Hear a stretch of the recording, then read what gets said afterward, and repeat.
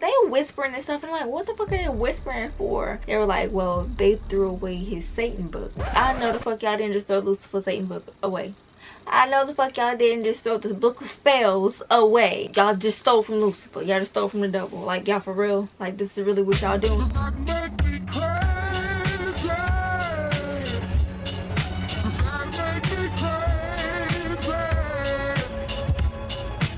Hey y'all, thank you so much for watching this Angelic TV, where we talk about everything. And when I mean everything, I mean like, bitch, let me hurry up and get through this story because my baby in the back asleep. And if he wake up again, I might not record this video again. I might just say fuck it off. Before I get into the story time, if you're new to my channel, go ahead and hit the subscribe button down below because you don't want to miss what I have to say. Like, you don't want to miss none of that shit, okay? And if you are also new, that means you probably don't know what the hell I'm talking about. So you might want to pause this video and go to the other story times because there are connections to each other so that everything can make sense, honey, okay? Okay, y'all, so my last story time, I talked about basically like my experience in the psych ward or whatever as I was being admitted. Now we're gonna actually talk about like my experience throughout the experience, like period. I said the experience throughout the experience.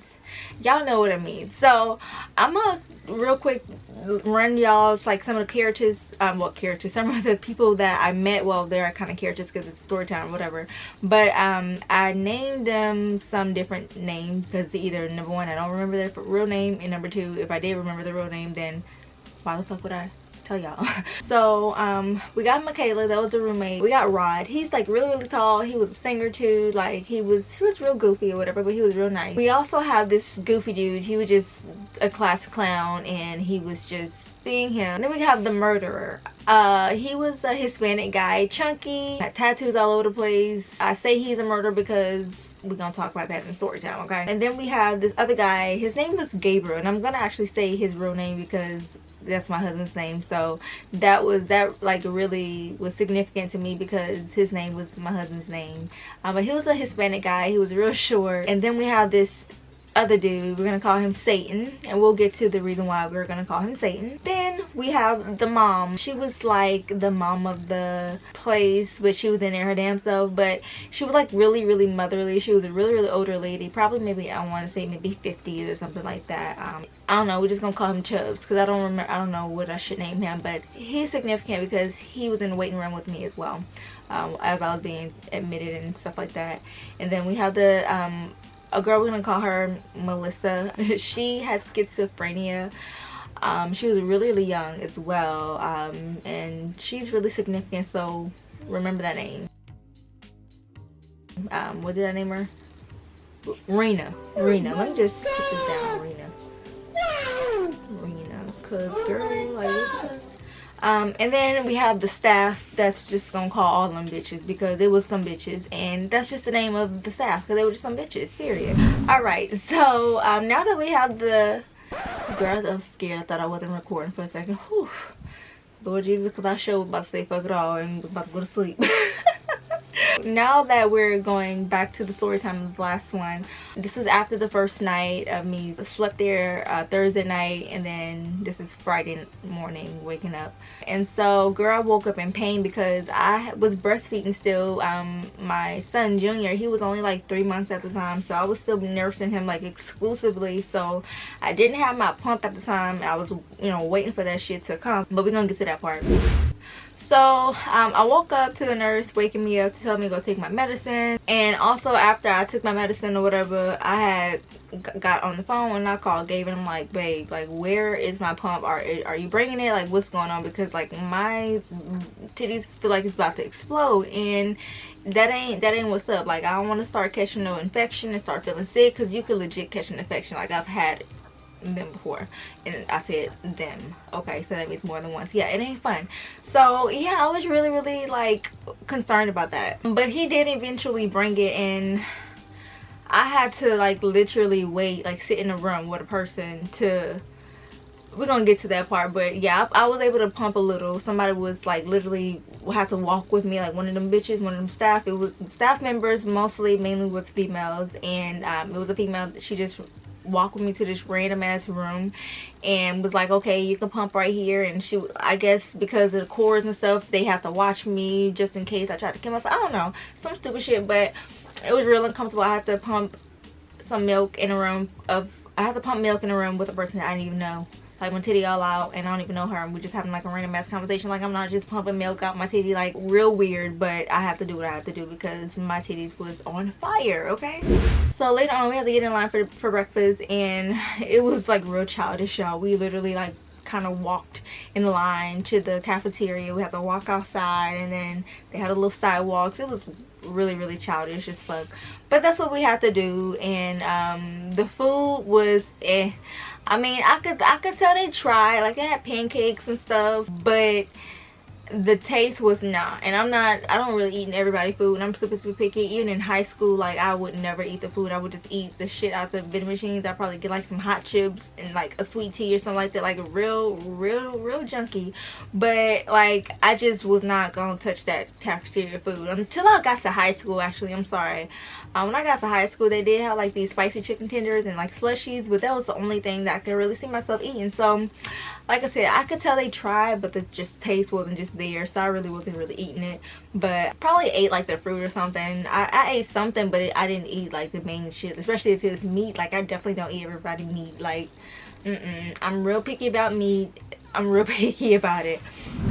After I got my food or whatever, it was like literally kind of like high school. It was my first time like sitting in the area whatever with everybody, and I'm just like, okay, damn, what the fuck am I gonna sit? I saw Granny, that's what I call her, you know, the motherly woman. That's what we're gonna call her. I don't know why I put that in my story time, but we're just gonna roll with it. So Granny, I sat by her, and that was just who I felt comfortable with. And then I think Gabriel, he probably sat by us too, and we were kind of like chatting or whatever, because we started to kind of link and, you know, vibe and talk. I don't remember what the fuck we talked about, but you know, they made me feel kind of like not so out of place, because I really felt like the new girl in town or the new girl at the school. I hate that feeling. I've always hated that feeling. I do not like being in the center of attention, even though the attention probably not on me, but bitch, I feel like it, and so I don't like all of that. Afterwards, we went outside. Like we literally lined up by the door before we like actually left the cafeteria.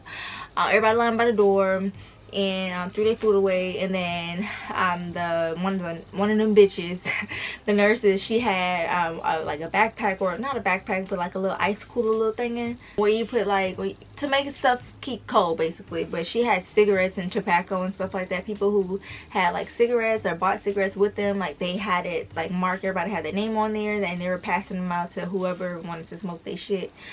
So some people had cigarettes, and Chubbs, this boy, he had tobacco. Like he was literally chewing that shit. Like I've never like literally in person seen nobody chew tobacco in real life. Like I've always seen that shit on movies and shit, but like he was my age, like, and I'm like, damn, this nigga like chewing this shit. And whenever it was time to go, like he'll try to low-key hide that shit in his cheeks, and you know, he already kind of chubby, so kind of feel like, I mean, kind of look like that's just a part of him, but bitch, he had tobacco in his motherfucking cheeks the whole time.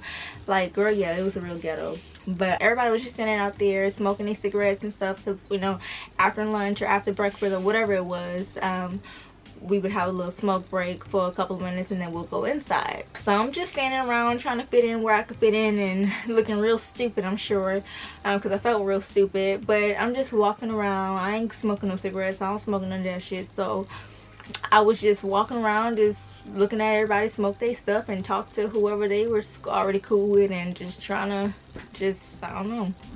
So we finally went back inside, and everybody kind of like scattered and did their own thing. Some people went into their room, some people went into the area where the TV was and watched TV.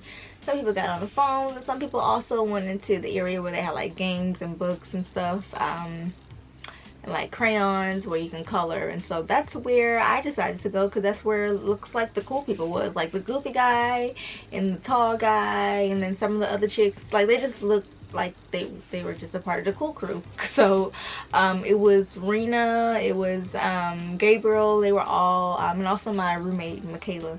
They was all like around, but Michaela was kind of in her own little zone, coloring and stuff. They used to make fun of her a lot. Like that was one thing I didn't really like, but I couldn't tell them nothing. Like, you know, I'm about to just look, I'm just here. I'm just here, sweetheart. I'm not about to defend nobody. Like, they weren't like, you know, abusing her or anything like that physically, but they were just making fun of her because she used to talk to herself sometimes.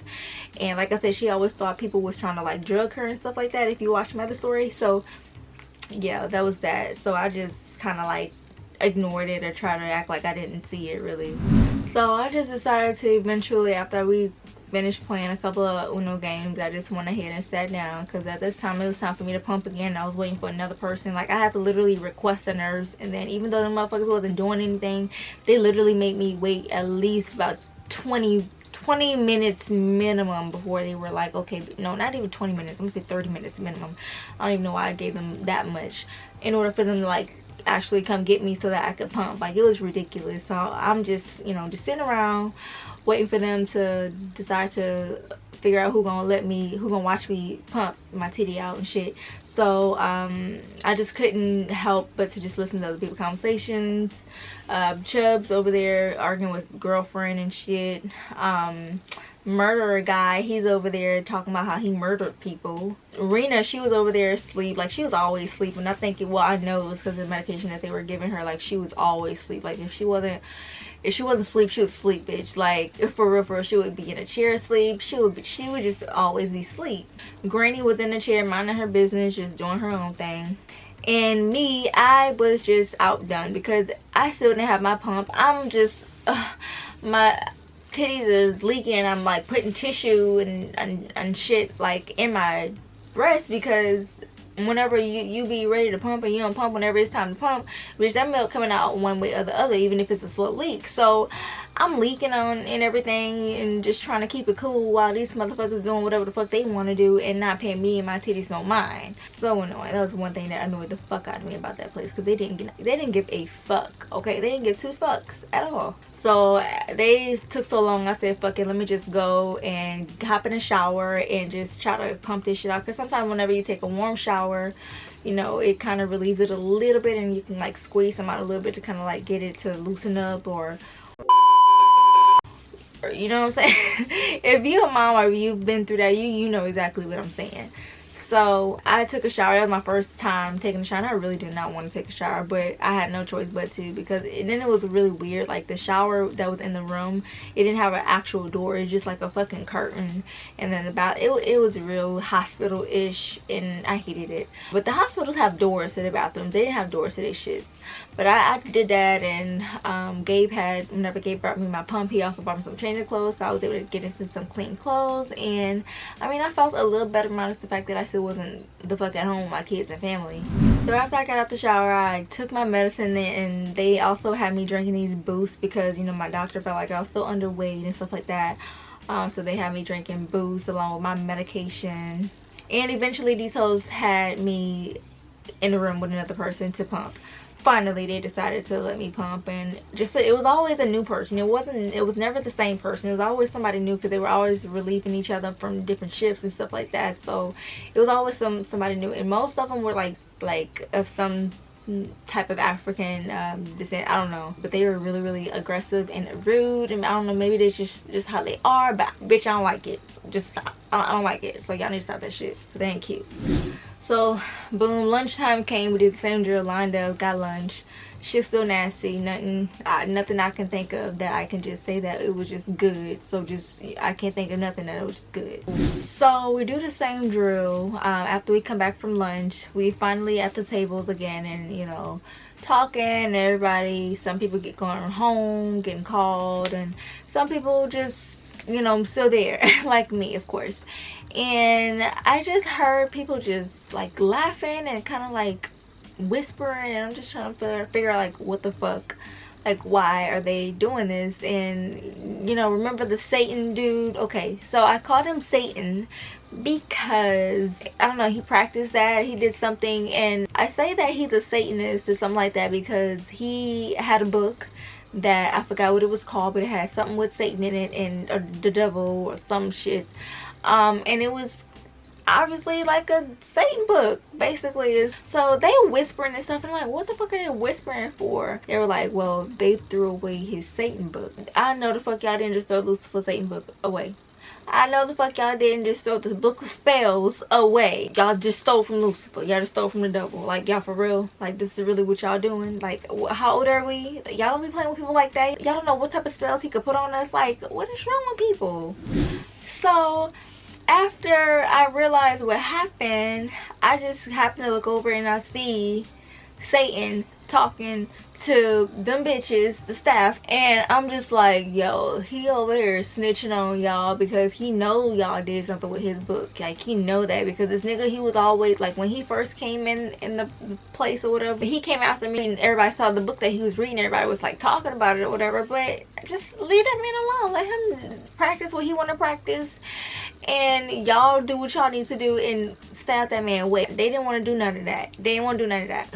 They did not want to do none of that. And what happens next, child, we just gonna see whenever we do the next story time, because we're gonna cut this short because I don't know how long this video is and I'm not trying to be up all night recording. So hit the like button down below, give me a thumbs up, and also hit that subscribe button if you haven't subscribed already, because we about to get out of talking about me and talking about the real tea, which is my mama. I know y'all been wondering, so we gonna get there. We got one more story time after this, and then that's when I'm being released, and then after that we're gonna get into the real tea. So stick with me, watch this, and I'ma see y'all next time. Love y'all so much, and thank y'all for watching. Peace.